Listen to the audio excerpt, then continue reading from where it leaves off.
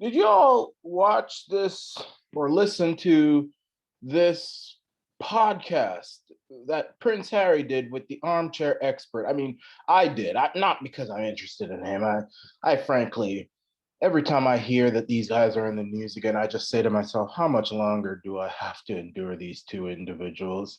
I mean, these guys talk about they wanted privacy, and I was willing to give it to. I was one of the main people. Me, a YouTube channel by the name of Yankee Wally, Lady Colin Campbell, one of the most famous Jamaicans of European origin.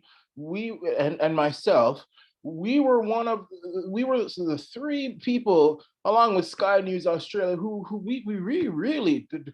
When the Duke of Cox and the Duchess of Thoughts were taking money from the British people and just scandalizing the royal family, uh, we hammered them because they were public figures taking taxpayer dollars. They were in the news, and then when they said we want to be out of the spotlight, we want to live private lives. We will not take any money from the public anymore. We'll buy our own security, do all this stuff. I said, okay, that actually sounds mature. That sounds mature. And I never made another video. I mean, some of you guys did, but I didn't because I don't want to bash people who want to be private. If you are not in the news, then I have no business speaking about you unless you do something to me. But if you don't want to be in the news, if you don't want to be talked about, like I'm not going to speak about my next door neighbor, the type of clothes she has on her laundry line, or speak about. I mean, unless you do something to me and then I troll you, but I'm not going to speak with people who want to be private. Britney Spears or somebody or Jessica Simpson. I mean, shows how old I am. Did I just say Jessica Simpson? That it just shows how. Let me shut up right now before I embarrass myself. But anyway, if you want to be private, I'm not going to speak about you. But these guys are not. They're doing everything to get attention. And now Prince Harry has just made some comments which I think are out of order. Now he's gone on this uh, podcast. Mr. Engineer, let's show the audience. Sorry, there was a dump truck that just drove by. Sorry if you heard a loud noise. It's a dump truck. I live right next to a busy street. But anyway, let's listen to the Duke of Cox and hear what he had to say about his father's childhood and how that went into his childhood. And speaking about his father's childhood, I mean, how embarrassing! Who told you could speak about those things? I mean, let's listen to it first, and I'll continue. Mr. Engineer, please. Breaking the cycle. Yeah. Right? There's no blame. Yeah. I don't think we should be pointing the finger or blaming anybody. But certainly when it comes to parenting, if I've experienced some form of pain or suffering because of the pain or suffering that perhaps my father or my parents had suffered, I'm going to make sure that I break that cycle so that I don't pass it on, basically. There's a lot of genetic pain and suffering that gets passed on anyway. Yeah, and we as parents, we should be doing the most that we can to try and say, you know what, that happened to me. I'm going to make sure that doesn't happen to you. I've now moved my whole family to the US. Well, that wasn't the plan. Do you know what I mean? Exactly. But sometimes you've got to make decisions and put your family first and put your mental health first. And when I'm talking about mental health, again, on that spectrum piece, like mental illness is at one end. Yeah. And then total joy and happiness is at the other. And no one's there, by the way. Yeah, no one's really there. Then, Yeah. certain days and certain weeks, of course you can be there. Tom Hanks. But like, No, he has ups and downs. but life is a roller coaster ride. Yes. And the way that I view it now, that gives me such peace of mind, which is the bad stuff that happens, what can you learn from it? Mm-hmm. If the universe is basically saying to you, right, I'm going to school you, what can I take from each of those moments that's going to make me better prepared for the next time round? All right. I don't know if this is the part that I wanted, but there was a part in here where the Duke of Cox, which I've referred to him as, talks about how his father had bad parenting, or he seems to say that his father, Prince Charles, Prince of Wales, had a bad childhood, And as a result, the Prince of Wales gave Prince Harry a bad childhood. I don't know. I don't know if I saw. I don't think that was the part I was hoping for. See, I don't watch these videos when I let me see if I can find it. Prince Harry criticizes father's parenting. Let me see if I can. This is the same thing we watch. Uh, but that's essentially what he said, and I just thought that it was out of order, and he's talking about breaking the cycle, saying that his family had a genetic they have genetic unhappiness which they've passed down uh, through to him. So as a result, that's why he had such a bad childhood. Um, you guys can find that quote there, but I just think that's completely out of line and out of order. This guy, he's made a few big errors with this podcast that I think. Number one, he's doing this. First of all, he's not just bashing Prince Charles. He's also bashing the Queen and her late husband, who I will say I don't much care for the Duke of Edinburgh who just died. I'm sorry he's dead, just like I'm sorry everybody's died. I saw the funeral. It was quite sad seeing him lowered into the grave and all the bagpipes. For a man who said a lot of bad things about wanting to be reincarnated as a virus, and he was a New World Order kind of guy. I don't really know. Maybe that's just we don't know really what the opinions of the royal family are. We just go by what they say every now and then.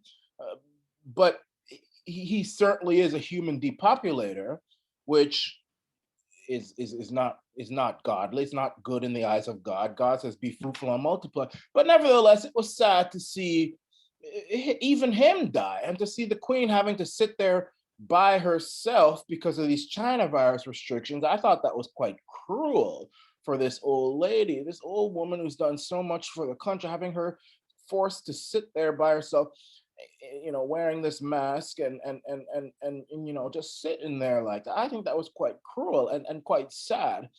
And for Prince Harry to now criticize not only his father, but his parents, I mean, he's basically saying that the Queen and the Duke of Edinburgh were a bunch of cold-hearted, ice-vein bitches who damaged Prince Charles, who then damaged him. And he's saying all this stuff right when the Queen is still grieving. So I think that's just out of line. I think that's kind of selfish. I think that, I mean, if you're going to talk about yourself, Prince Harry, maybe talk about yourself. Why are you bringing your father's childhood into this? I mean, I think my parents, if I were to talk about, private things that they told me here in this public forum, I think they would be quite upset. It would be like embarrassing. Like, why are you spreading your father's dirty laundry? You know how embarrassing that is? And the royal family is a private family. Prince Charles doesn't like the fact that all of this private stuff about him having a bad childhood, him going to a bad school, all this sort of stuff. Now everybody's gonna think that Prince Charles is some kind of pussy, some kind of weak-minded pussy who can't love and who can't love his children because of Prince Harry. I mean, Prince Harry, did you get permission to talk about all that stuff? I mean, it's bad enough you're saying, "Oh, my brother's trapped." He said that in the Oprah interview. My brother's trapped. Everybody's trapped in this family. I mean, who said you could say all that stuff? Is it even true, first of all? And number two, who said you could speak for them publicly like that in front of all these people?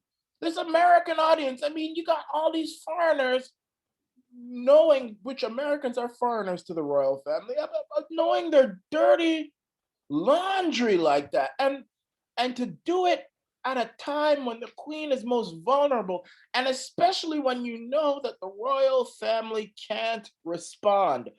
They have a motto that says, never complain, never explain. They never respond to these things. So it's like you're beating down on these people, beating down on them, beating down, beating down, beating down, beating down.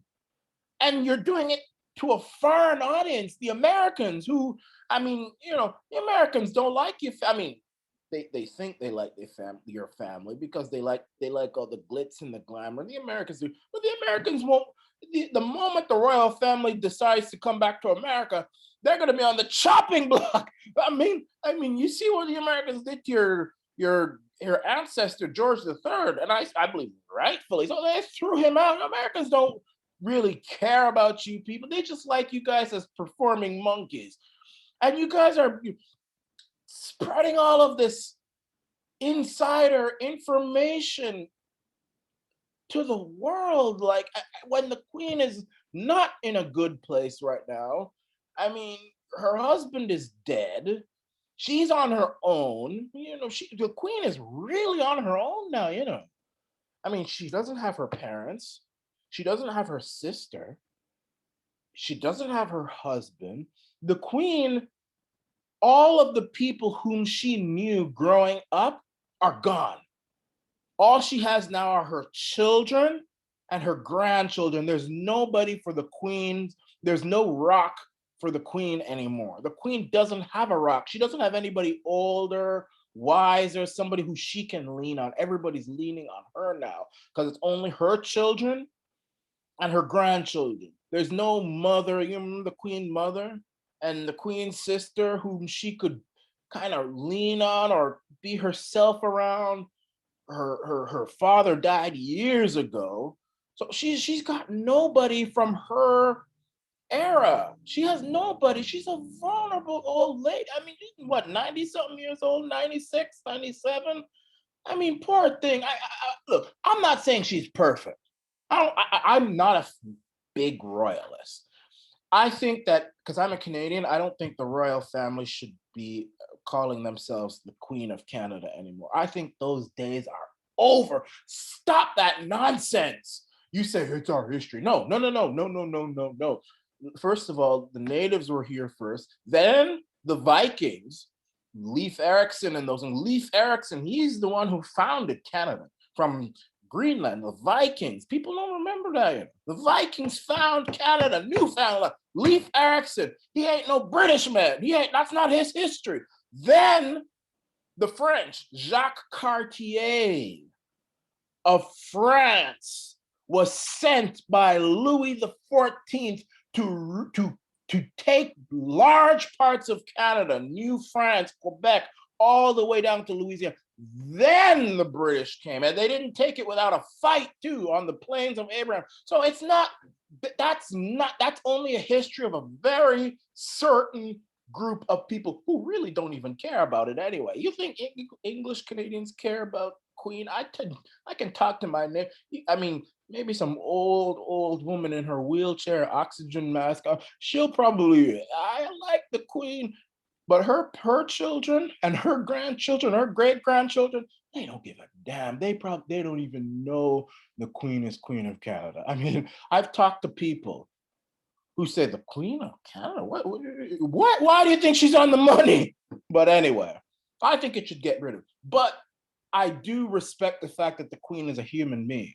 She's a human being with blood running through her veins and bones and feelings, and she's in a vulnerable position, and nobody will know what she is going through. This old lady, she's older than my great grandmother when she died. My great grandmother was like, I think 92, 93 when she died. The Queen is what, 96 now? I mean, this woman and she's still opening a parliament, all this kind of stuff. And this Prince Harry, who really has no responsibilities anymore, is there criticizing her childhood, telling the Americans that she and her family are a bunch of cold-hearted, non-feeling people who, as a result, have just had misery running through their generation. I mean, is that really fair, Prince Harry? Come on, Prince Harry. Now, come on, man, Prince Harry. I think that's just selfishness, and I think it just goes to show that the generation that came from 1980 on to now is a selfish generation. This is a selfish generation that only thinks about themselves before others. Prince Harry is always talking about compassion and all this stuff. Prince Harry comes from a generation from 1980 on to now, which only thinks about itself before others. And that's why you see all these divorces happening. That's why you see all these parent-child relationships going down. I mean, because everybody wants to think about themselves before others. Everybody's worried about their own feelings before the feelings of others. And that's where we go wrong. And this so-called feeling generation, Prince Harry will come to me and say, well, we need to start talking about our feelings. Well, let me tell you something about that. I think this generation you talk about depression. Prince Harry talks about depression and mental illness. I think this generation is the worst generation out there to have mental illness. I'm telling you. I think back in the day, and I'm just saying this because I don't know, a lot of you guys are from that time. You guys are a bit older. Most of my audience is older. I think the oldest people in my subscriber list were born in maybe early 60s. I don't know. Let me know in the comment section if you were born before the early 60s. I don't know, maybe. But back then, it was more communal. I think it was more communal. I mean, yeah, they had the loony bin and all that stuff, but it's almost like your neighbor. If your neighbor didn't have sugar or something, or the child is maybe not. You kind of look out for each other. Everybody's not saying that it's not saying it was forced. It was just people thought of others before themselves. Husbands and wives thought of each other before themselves. That's why our grandparents, they never divorce. Are you mad? Divorce? My grandparents, they died together and they were together for years. My grandmother was 77 or 78. My grandfather, 81. They never, when the day they were married, as far as I know, they never looked at anyone else again. Even my parents. I mean, we have our issues. They had their issues, but they're still together because that generation, I think the baby boomers was the beginning of maybe a little bit of a decline, because then you had all these entitled, the feminist movement, the Black movement, this movement. I'm not saying those movements were bad, but it's almost, they weren't created out of, like the feminist movement, for example. I don't think the feminist movement was created just for women. I think it was just people individually, and I may be wrong, selfish in their own area and then wanting to use women as a disguise. I'm not saying women didn't have issues or Black people didn't have issues. There were issues. There were Black folk being forced to stand in the back of the bus and all that crap. And we fought that. But ever since those fights, I take Black folk, for example, because, and I know I'm going off on a tangent, but this all relates to Harry and the way he thinks now compared to his grandfather and maybe his father, but certainly his grandfather and before. The Black movement, for example, they talk about, Black rights, and which was good. Yes, yay and amen. Boom, I'm right with you, all right there. I would have been marching with Malcolm X and all them people. But it seems like after we got what we marched for, our children, the children of the MLK and Malcolm X generation, which was born in around 1980 or so, it's almost like they think that all that, like, it's like there was a sense of selfishness almost. It's like when you don't have it, you really, I don't know, it's scientifically proven that I've heard that people who don't have as much money, people who are poorer, are actually less selfish than people who are richer. So if I give this section more and more rights, it's like they begin to take those rights for granted and they become more selfish and more entitled. The Black kids of the 80s, they didn't really have to want for anything because their parents marched and jumped up and down and went on for them. And now it's like everything's taken for granted. Well, screw the white man, screw everybody. I'm entitled now. I was a slave. I was a Jim Crow sufferer. So I'm entitled to everything now. Give me my reparation. Same thing with the women. I was a kitchen slave. I was a house slave, this and that, and now I'm entitled now. I think Prince Harry has that same thing going through him. This selfishness, like, okay, maybe the Queen was a strict mother. Maybe the Queen was a distant mother. I mean, she's Queen, She's at the time she was what, Queen of 20-something countries. She was the Queen of England and Northern Ireland. She's still the Queen of Canada, Australia, New Zealand, Jamaica, Belize, Bahamas. I think Barbados was the one that kicked her out. She was at the time Queen of South Africa, Queen of Rhodesia, which is now Zimbabwe. She was Queen of almost all of Africa before it became independent. I mean, Queen of India, Queen of Pakistan. I mean, she had to run all of this stuff. That was what God bore her to do. God told her to do that. That was God's will. And she had to do it, and she may have been distant, yes. I mean, I don't think maybe Prince Charles was sad and this and that. But you also have to look, maybe walk in her shoes, maybe, and it's before you spout out what you think about Prince Charles's family and his childhood and all this stuff. Maybe you should talk to them. Maybe even ask permission before you go. I don't know. Maybe he did. I don't know. But I just think it was wrong. I think it was selfish. And especially at this time when Prince Philip has died and the royal family is a bit, I don't think that Prince Harry should be constantly bitching about his own life. I'll say that. I think that he's got more opportunities than lots of people. And he's got a wife who I think loves him. I don't know. Maybe I don't know. He's got a child. He's got money. He's got a nice house. I mean, and I'm not saying talk about material things. He's got a lot of love around him. He's got a wife. I don't know. Does his wife love him? I mean, he's got people who care about him. He's got a lot of people who care about him.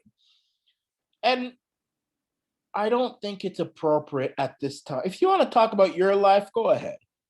But I don't think you should have brought your family into it, Prince. I think it was wrong. I think it was unacceptable and selfish of you. What you're trying to do is get everybody to jump up.